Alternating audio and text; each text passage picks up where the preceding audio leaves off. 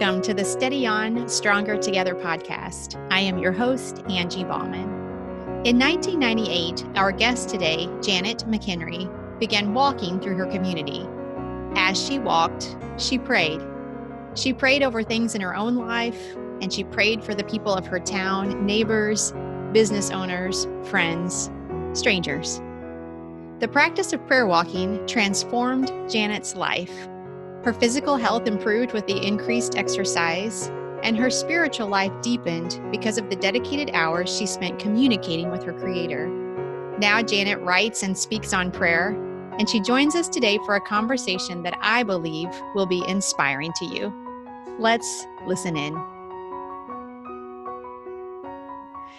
Good morning, Steady On community. Welcome to this week's Stronger Together conversation. I'm Angie Bauman, and my guest today is Janet McHenry. Janet, thank you so much for joining us this week. We are going to be talking about prayer walking, which is something that I stumbled, Janet, upon your page. Probably, I think we have some mutual friends on Facebook. I don't exactly notice. And I'm like, what is this thing that Janet does? And I've been delighted to learn a little bit about it, and looking forward to talking to you today to learn even more. So welcome. Thank you very much for being here. Janet lives in California. We were just talking about how close she is, the proximity to the fires. How are things right now with where you are, Janet? It's fine right where we are. There's still some communities in Northern California that are on alert, and there was even a spread of a major fire couple hours from us, but we were threatened significantly by the Loyalton fire, and that is the community where I live, Loyalton, that came right down to the edge of our community. Oh, okay. All right. So you are wife to Craig. Do I remember this correctly? Wife to Craig, mom to 4, grandmother to 10. Are all those correct yes. statistics? Now, do you live very close to your children and grandchildren, any of them? Our oldest, Rebecca, is a high school English teacher right in this community, and they have 6 children. So we get to see them quite often, which is delightful. Yes, good. What are the age range of your grandchildren? The oldest is 15, and the youngest is 7, turning 7. Yeah. All right. Yeah. That's a lot. Yeah. And Janet's an award-winning speaker, the author of 24 books, right?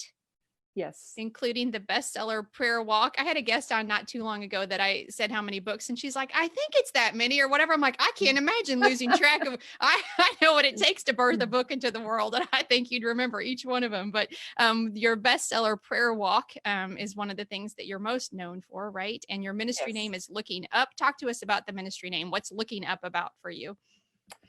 Well, when I started prayer walking years ago, I realized that I serve the great problem solver.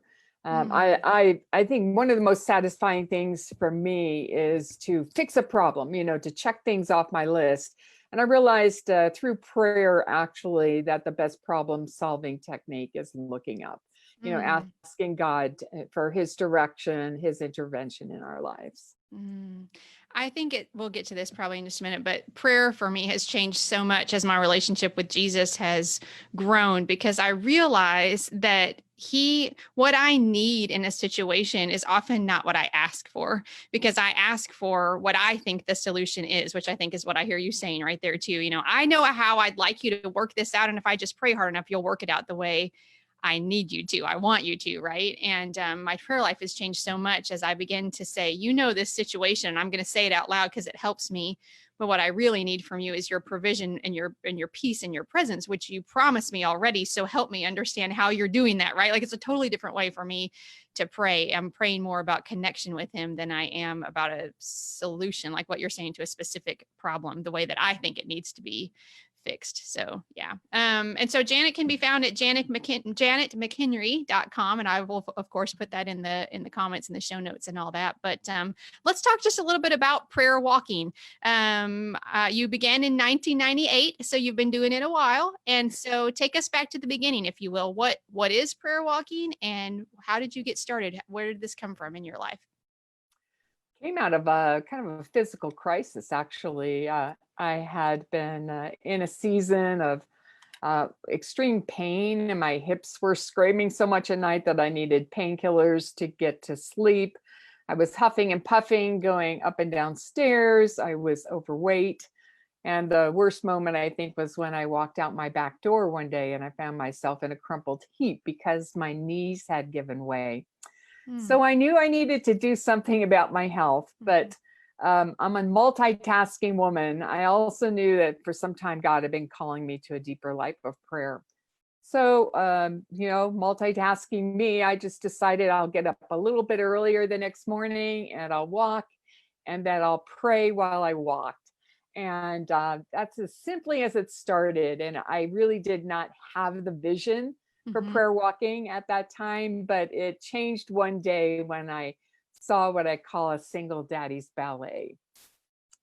And I was walking in my little community here in the Sierra Valley, about an hour north of Lake Tahoe.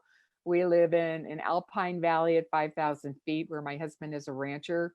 Our whole community, our whole little city is about 860 people, about a half a mile from one end to the other. So that was my track, Right. just walking up and down Main Street, the main highway that goes through town. And I saw this young man pull up. It was dark. It wasn't even 6 o'clock yet in the morning. Pull up in front of this little daycare center. And he got out this little blanketed bundle. And as he handed his little girl over to the daycare worker on the sidewalk, she said, the little girl, "Bye, Daddy, I love you."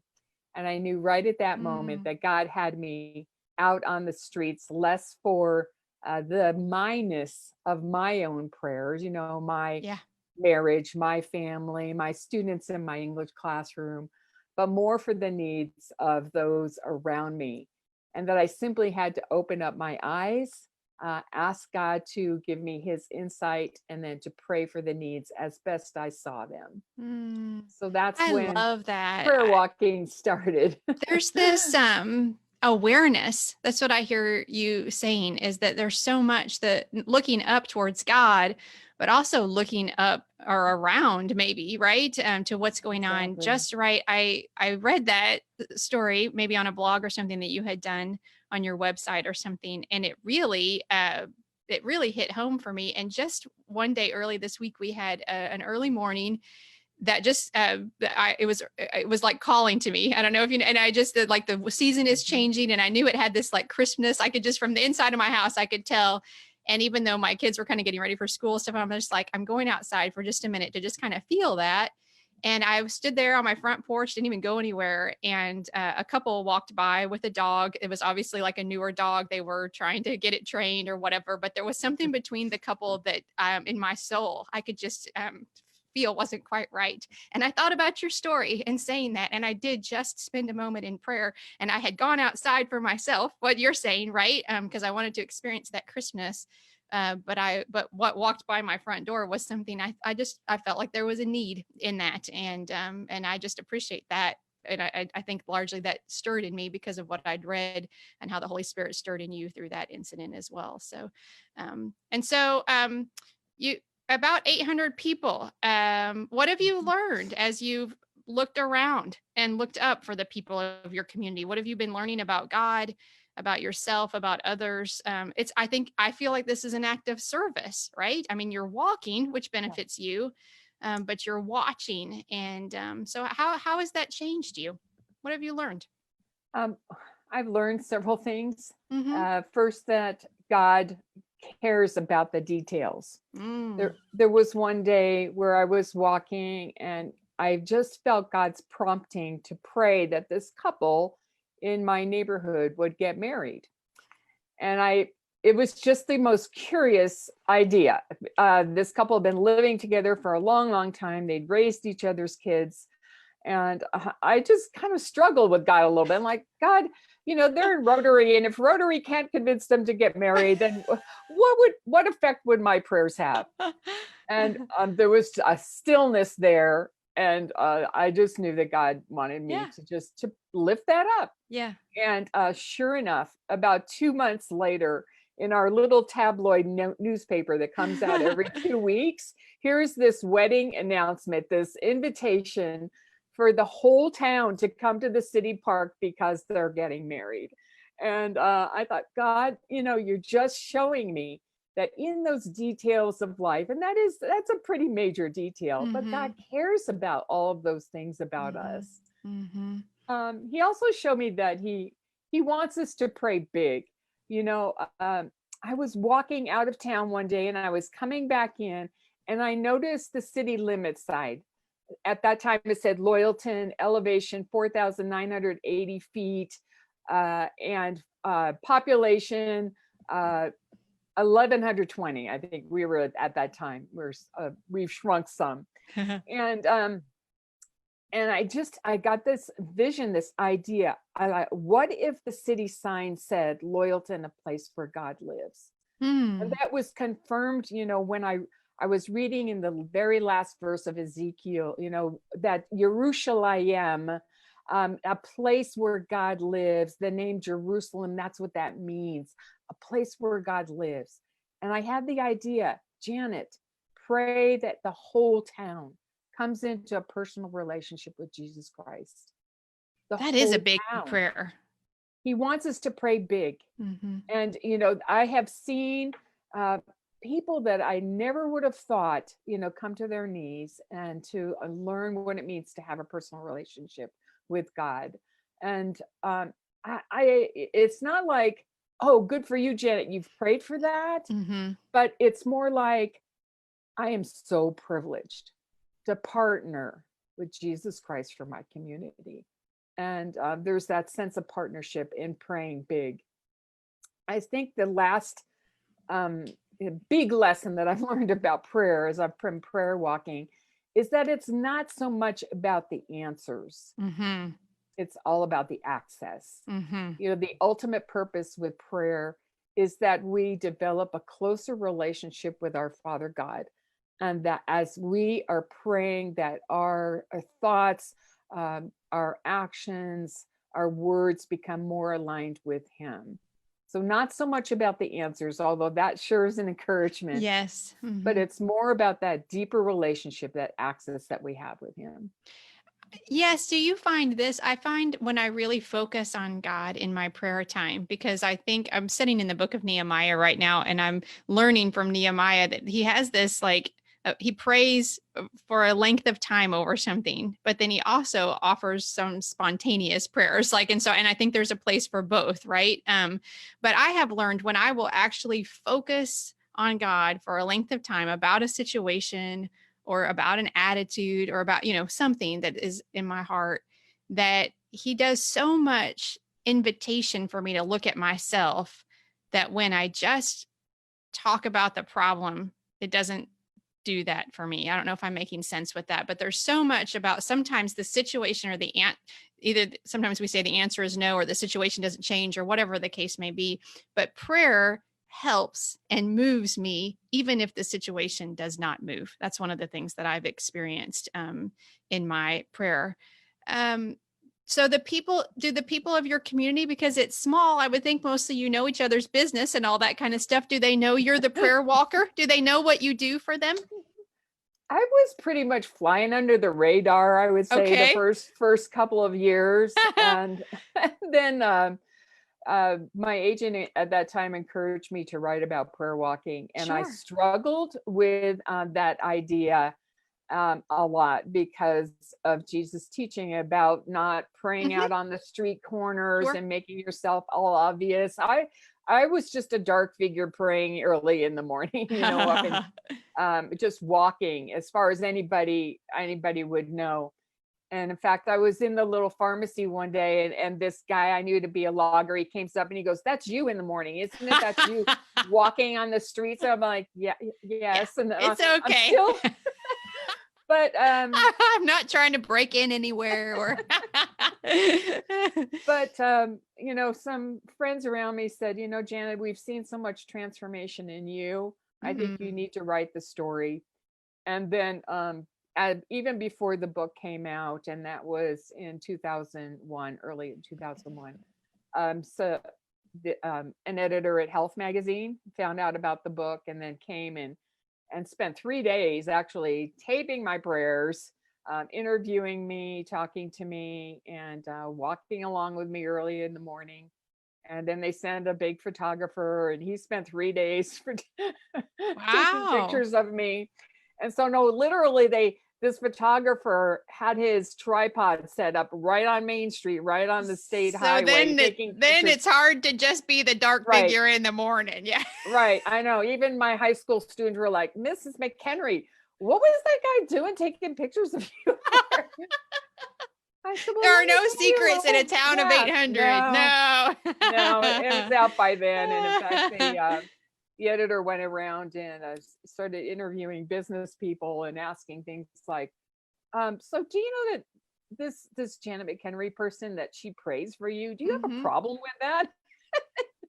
And the consensus was that prayer wasn't going to hurt anybody. Okay. I was going to ask, was that mostly a positive experience for the community? Because I'm sure at the Yeah. time that was kind of a big deal to have all that like activity in the community around that. So yeah. And So do and people go ahead? Sorry, you go ahead. the business people, I pray for them. I Hmm. pray for success in their business. I Hmm. pray that they would understand that as they are receiving this favor from God, that it was coming actually from Him, and that Mm. would cause them to draw near to Him.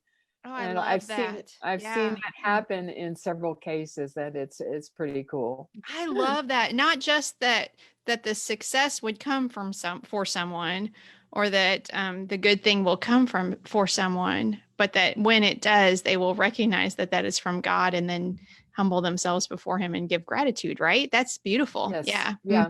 That's People beautiful. say, "Well, how do you pray?" I'm like, "That's it." Hmm. Just kind of over and over, whether it's for someone who has a business or someone simply, in one of the homes that I pass, Hmm. school teachers, the Yes. county workers, firemen, and so Yeah. forth. So even that woman who interviewed me for Health Magazine said, "So it's pretty simple, huh?" It's not meant to be complicated. It really isn't. No, We do try to make it no, more complicated than it is. So, was yeah, that, just out of curiosity, was that Health Magazine, was that like a Christian based no. organization? No, interesting. So, it really was from a That's health perspective. Yeah, that's the Hmm. big magazine, Health. Okay. And she did there was a 9-page feature. It was the feature article in there that That's really September. fantastic. Yeah. And Hmm. she was an agnostic person Uh huh. at the beginning of our interviewing process.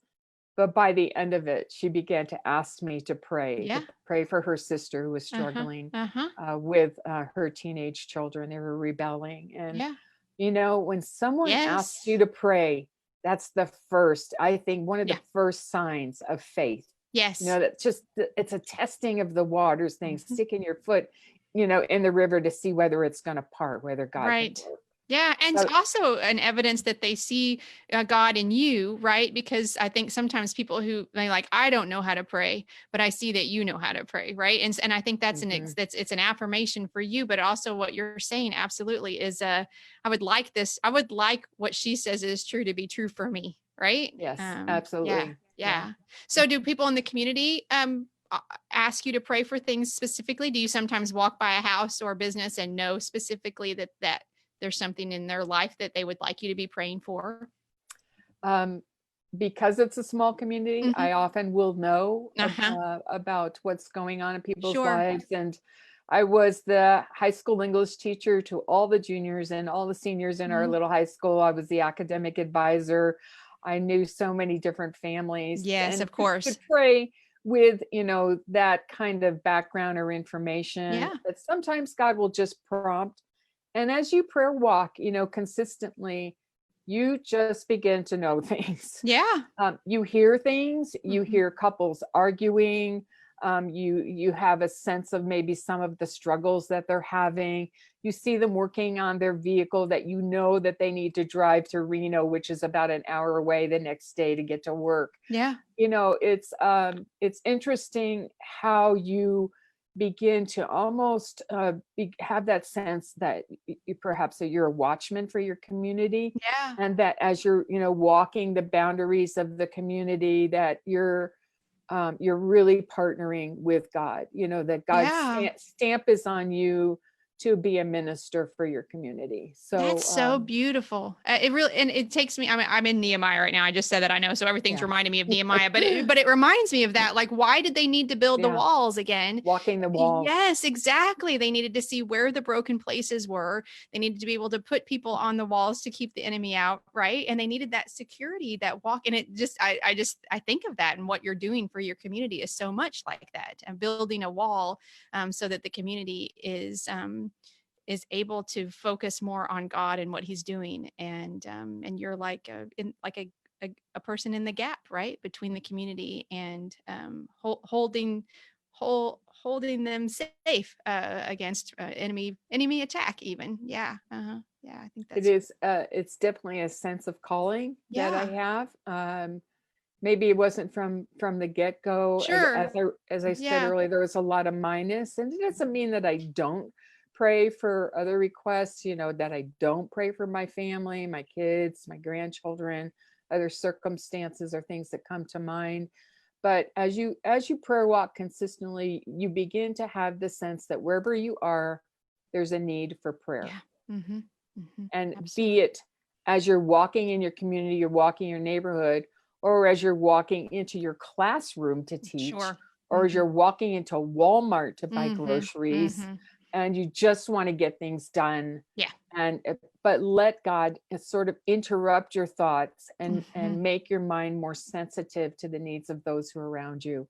And just an encouraging word and a prayer, whether and I rarely pray for anybody in the checkout line, but Right. again, you see things and you see needs of Mm-hmm. people around you, and it begins to help you understand how it's possible to live a praying without ceasing kind of Yeah. lifestyle. Yes. I love what you just said. I won't say it exactly right, but let your mind be aware and your heart be sensitive, right? I'm probably Hmm. not saying it exactly right, to the needs around you, because it doesn't matter where you are. You don't have to get up early and walk in your community. If you're running errands, if you're going to drop your children off at school, if you go to a workplace, right? Those they're around you. They're absolutely, Exactly. absolutely. And you may not be prayer walking, but you may be prayer working or prayer errand running Right. or what. Yeah, exactly. Yeah, whatever it is that where your life is. I So call it, go ahead. developing like prayer walking eyesight. Yeah, To have that absolutely. Hmm. sort of fixed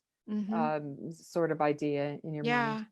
Yeah, because sometimes when something happens, I'm just thinking about, like, you go to a store or whatever, and you see something, and it may, you're like, you may feel this little bit of like criticism or judgment rise up in you. But if we can push that and say, that's not what that is. There's a need here. And instead, I'm going to turn towards the need, and instead of evaluating the behavior, right? Yeah, That's a deeper sensitivity to the work that our Lord can do in and through us. So, and keeps us humble as well at the same time. I think absolutely. when we continually take needs and concerns to him in prayer, then I think that really keeps our heart more tender towards his movement all the time. Mhm. So I know one of the reasons you started writing about your walking was because a friend really noticed some dramatic changes in you. Can you talk to us a little bit about what she saw? What was she seeing in you that when she said, I think it was a she, that, Yeah. what, maybe you should write this down. What was that about for her? So, within a couple months, I lost 2 dress sizes, and all those So aches that and was a noticeable yeah, change for sure. Yeah. definitely, Yeah. all those aches and pains that I talked about went away. Wow. So there were physical changes, but there were Hmm. 2 other kinds of changes as well. I would say that the depression that had clouded most of my adult life Hmm. lifted because of the practice of prayer walking. Wow. I was a woman who would hide in closets to cry. So I wouldn't worry my family, that Mm. there would just be this sense of sadness that would fall over me. And I realized that was gone one day when I was at the kitchen counter and I was making lunches for the kids. There were 2 at home at that time. And my son Josh came into the kitchen. He goes, "Mom, what are you doing?" And I looked down, look at him, and I said, "Making peanut butter and jelly sandwiches." Which I've done 100 times before. Right. Yeah. And he said, "No, Mom, you were singing." Oh. And it wasn't 7 o'clock in the morning yet. And he'd never heard his mom singing. Mm. And I knew then that God had lifted that. And Wow. So there were physical changes, emotional changes, but also spiritual changes. I was a woman really also very much impacted by fear Yeah. and, irrational kinds of fear. I mean, there's a difference between godly caution and Yes. irrational fear. Yes. Godly caution is like your kids start driving Mhm. and, I and have a you have brand new driver, concerns. my oldest son. Right. Yes. Yeah, we've been there. Yes, right. So, I mean, so you pray for them and you caution them and, you speak to them about that. Right. But Mhm. I had irrational fears like, uh, if I drive across the valley here and the tornado comes, where will I go? Just Mhm. crazy thoughts like that, that something harmful was always going to happen. So I realized that that was gone when I was prayer walking one morning, and picture that I'm walking in the dark. I was heading out at 5 in the morning, and every point time I got to this little point about a block from where I live, and there's a creek that goes there. So there's a little bridge, and it's very dark. And there was this sense that I should turn around. I wasn't safe. Don't walk.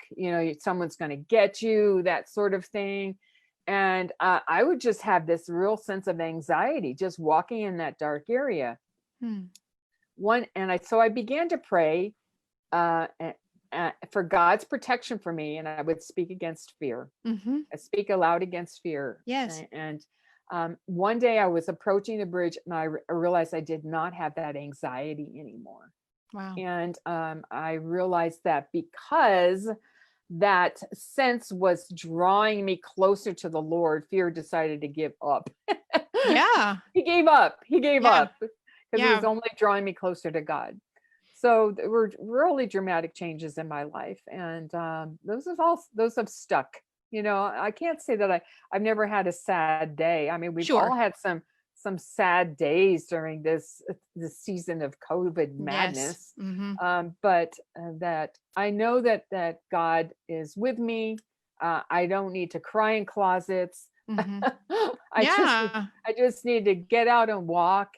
And what prayer walking does is it takes you outside of yourself. Yes. Normally people say go to your prayer closet.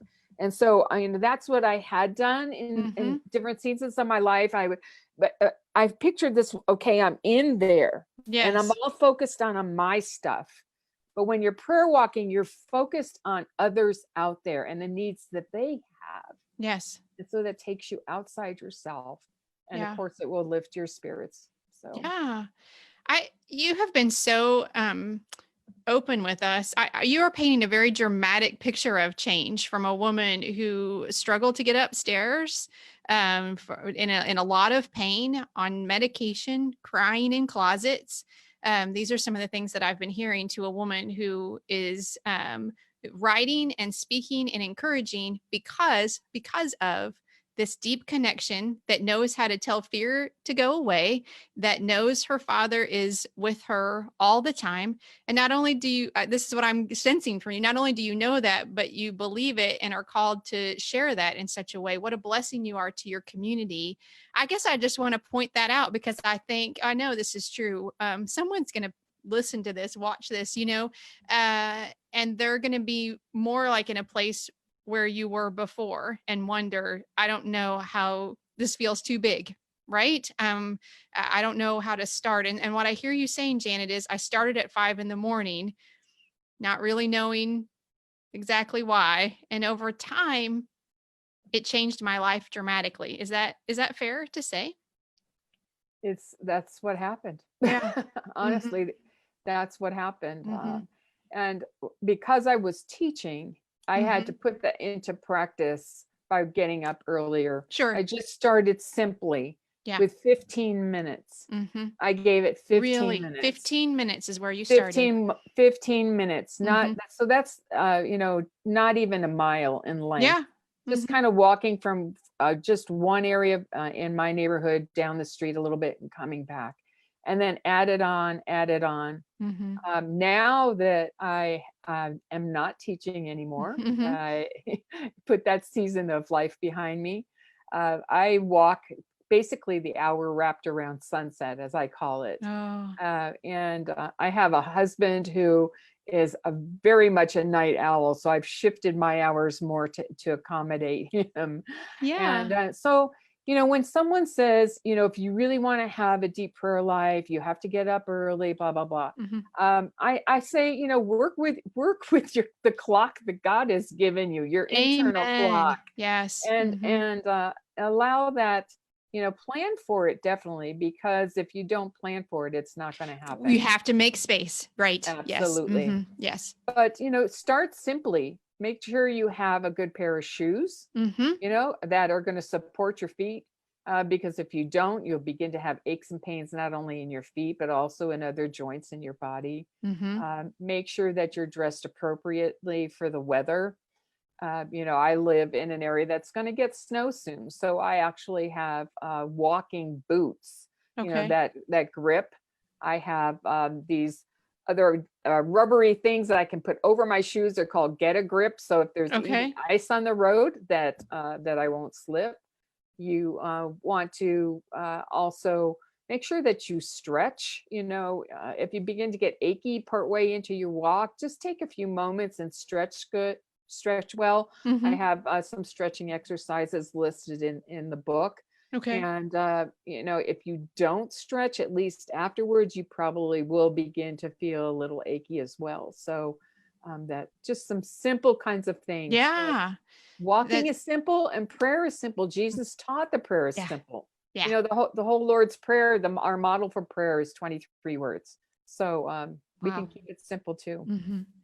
I have two questions about what you were just saying. Do you walk most days then still? Yeah. Most days. I've made a commitment to walk every day. It doesn't Okay. always happen that Sure. way. At the time I'd written the book, I was walking 5 days a week. Okay. And at that time I was walking about 5 miles. Okay. A day Now, every time yes. you go. Yeah. Hmm. Mhm. Hmm. Which And takes you now about how long now? Can I ask? Sorry, I interrupted you. Yeah. I walk about 3 miles now, but I Okay. shoot for 10,000 steps Okay. overall in my day on my Fitbit. Okay. Hmm. So just, Hmm. for my health to keep Yeah. keep Right. strong. Yeah. Yeah. Yeah. So, and have you learned to, because it sounds like you walk in all kinds of weather. Have you learned to appreciate all kinds of weather? Because I'm like, when I get cold, I get cranky. So I'm just curious, like, do you walk in the rain? I mean, do you have enough, like, do you appreciate the different weather, or sometimes it's really hard to get out and do it? Let's just say spring and fall are awesome. Fair enough. Actually, summer here is actually wonderful too. We had a lot of us have had a lot of smoke Sure. from the fires in Northern California. That's put a little, crimp in my walking lifestyle. The winter weather is a challenge, but I've never gotten cold. And I've never gotten cold because of dressing in layers, wearing Hmm. appropriate clothing, having wool socks, things like that. I've walked when it's snowing. I've walked when it's raining. I don't so much like really getting wet. But Uh-huh. you can pull out an umbrella.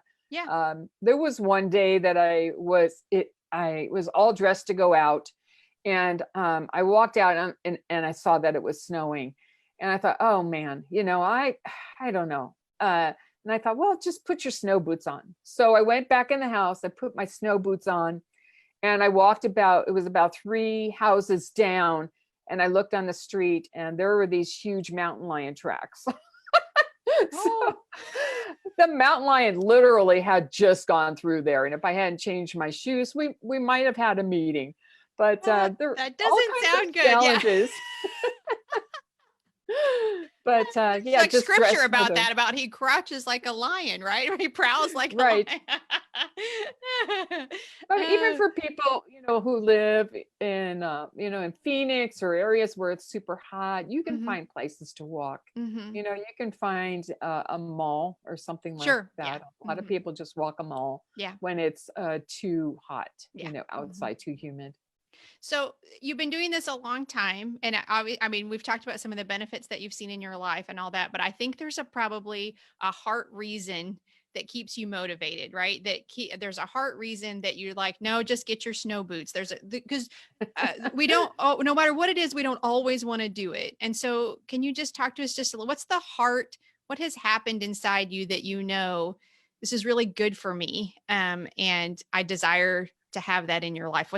In your life, what's that like for you? What keeps you doing it? The one thing that keeps me going, and every day, I will say every day, I could probably talk myself out of it. I know. Yes. Yeah. Mm-hmm. Every day, even still, Mm-hmm. 22 years later, Mm-hmm. is that I know that God has a call in my life to Mm. pray for my community. Yeah.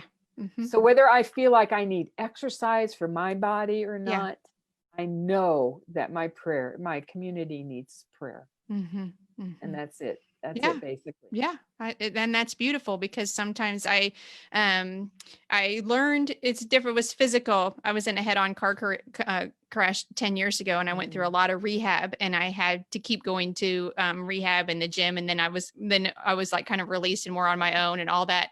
And one of the things I told my trainer one day when I was in there and I was not having a good day, I was in pain, I didn't want to do it, those kind of things. And I said, I'm learning there's always a reason not to do it. Every Yeah. day there's a reason not to do this, and yet I don't get stronger. And this is a physical thing, and you're talking about a heart thing, but it's the same concept. I think you don't get stronger if you give in to the reasons not to do it. And so most days I just say, you don't have to want to, just go do it. Because most of the time, once we get there, I think, right, and we begin and we feel that blessing of the time that we've set aside to spend with him, however that takes shape in our lives, he honors that. He honors that every time. Yeah. I am just one message maybe for anybody listening. Absolutely. You are stronger than any excuse. Oh, that's beautiful. You are Yeah. stronger than any excuse. You can make a daily decision to be disciplined in your life. Mm-hmm. So that is actually a magnet I have on my fridge. Yeah. Yeah. I am stronger than any excuse. Yes. Yes. And I really appreciate you sharing that. Even after this time, 22 years of doing it, there are still days that, there's a reason every day to not do it. You've got things to do. You don't feel like it, the weather, right? Yeah. All of those things. Yeah, absolutely. Yeah. So, Absolutely.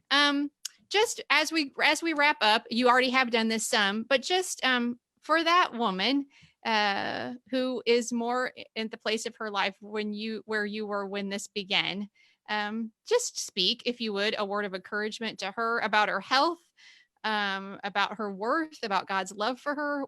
How is it that you would encourage her to believe this? You are stronger than any excuse.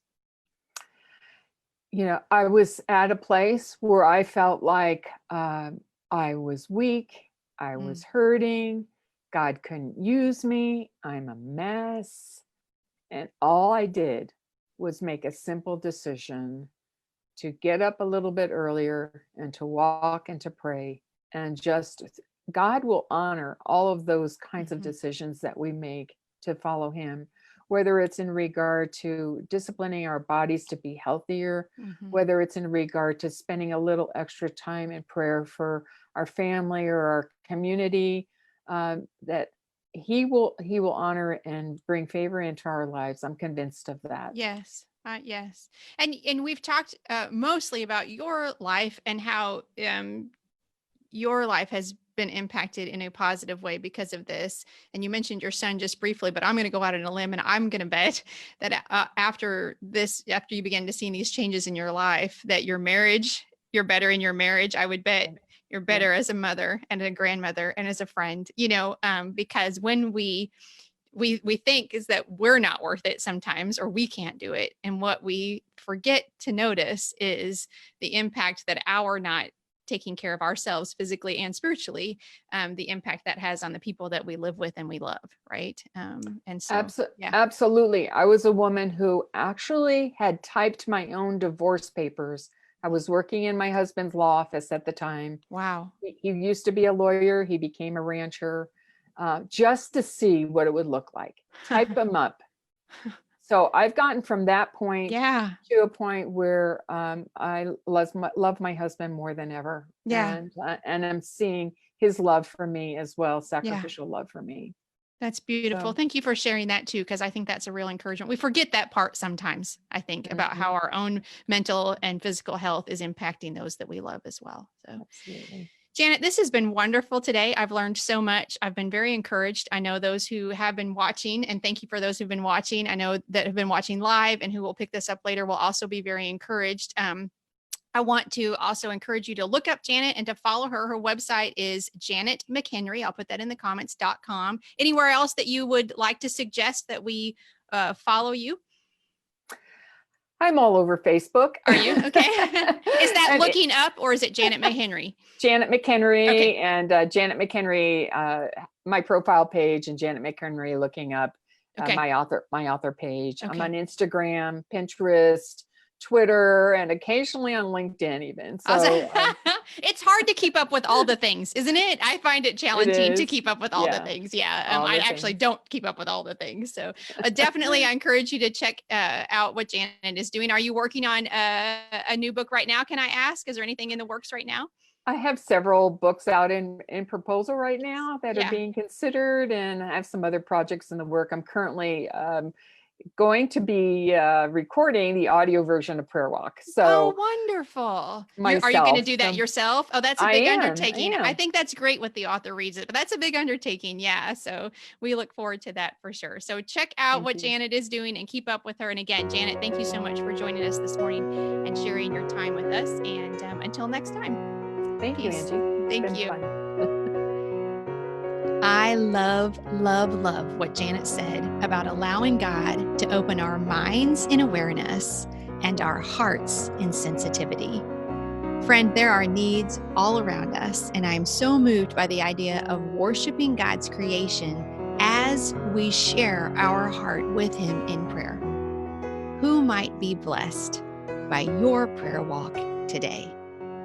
Janet's ministry is called Looking Up, and the information on how to follow and connect with her is listed in today's show notes. Thank you so much for listening. I pray that wherever your day takes you, you are walking in the confident knowledge that you are a beloved, cherished child of God. Peace.